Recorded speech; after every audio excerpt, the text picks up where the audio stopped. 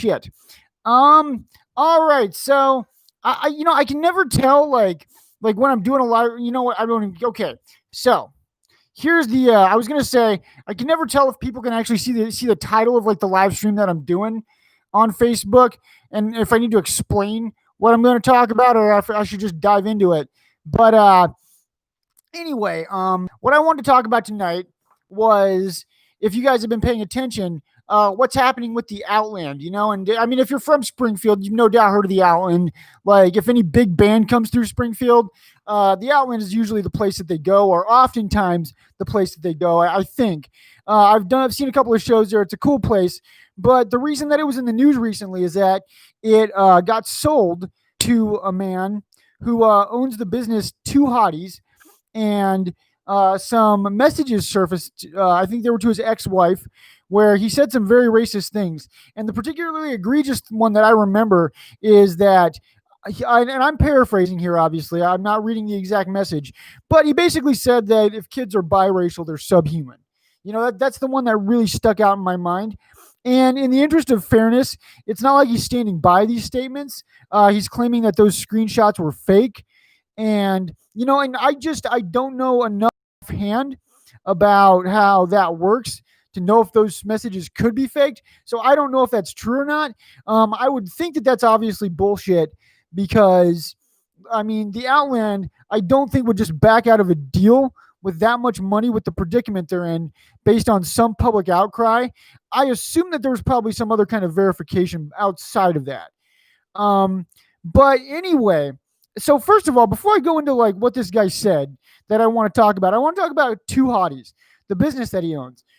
So for those of you who aren't familiar with it, it was basically I heard it was Hooters with haircuts. It's like how women are supposed to cut your hair. And I went in there once, and let me tell you, I know that beauty's in the eye of the beholder and all that good shit, or whatever ugly people like to say to themselves. But when I went in there, okay, I'm not even exaggerating. Like, the barber, the beautician, whatever you want to call her, like, she was between the ages of 50 and 70 years old. Like, she had like a boob job, but it was like an old boob job, where it's like in the 70s they probably were nice and like squishy and all that shit, but like it's now like a horror show, and like I could like see too much of it because of what she was wearing. And let's see. Okay, I'm not exactly sure what age she was. I knew she was a smoker. Not only was she a smoker, I knew exactly what kind of smoker she was.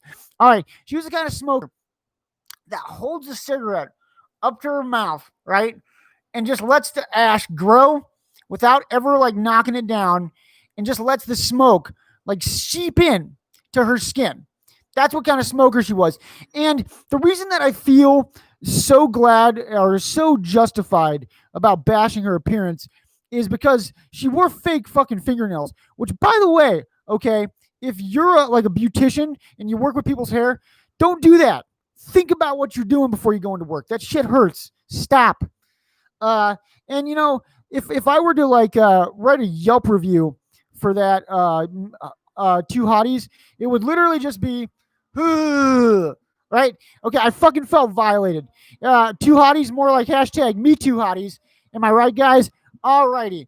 And by the way, I know I'm bashing people's appearances, and I know what this looks like. I understand the hypocrisy there. You're not going to see my face in Chippendales anytime soon, unless I'm making it rain. Get it? A gay joke. I thought I'd let a gay joke sneak in through the back door. Boom! 2 gay jokes in a row. All right. But anyway, on to what this guy's apology said that I want to talk about. He said, among other things, that he's not racist because he has black friends. Now, to understand where I'm coming from, you got to understand a little bit about my background.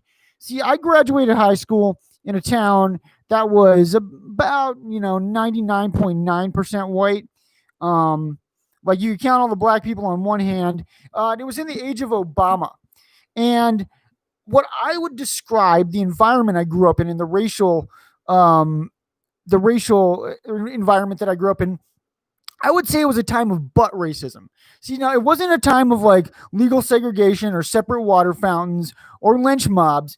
It was a time when people always said something nice about black people. Then you heard the word but, right? And I heard that phrase so many times. I have nothing against black people. I have black friends.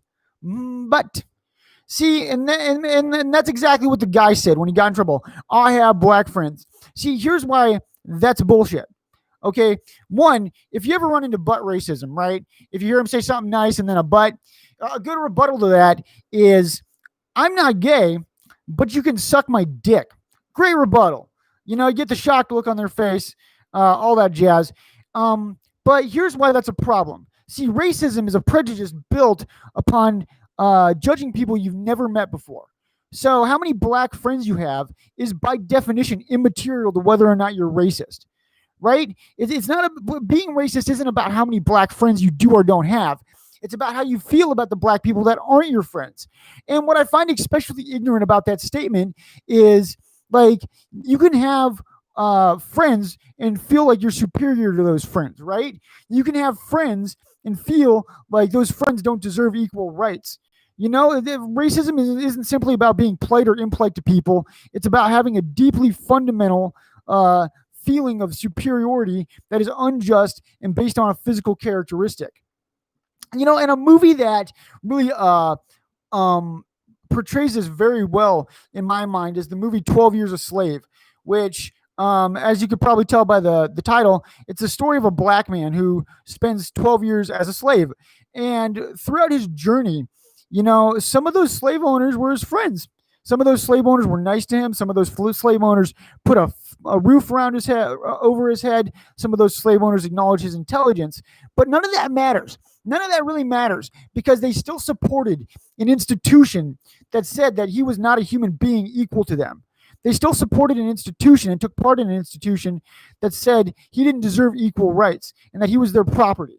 So when it comes to the Outland guy, if you ever hear this or see this, okay, it doesn't matter how many black friends you have on your phone. It doesn't matter if you wear those fake gold teeth.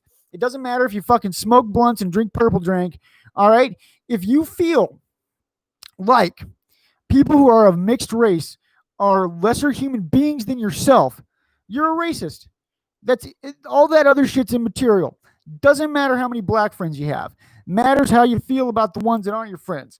You know, and the last two things that I want to close this with is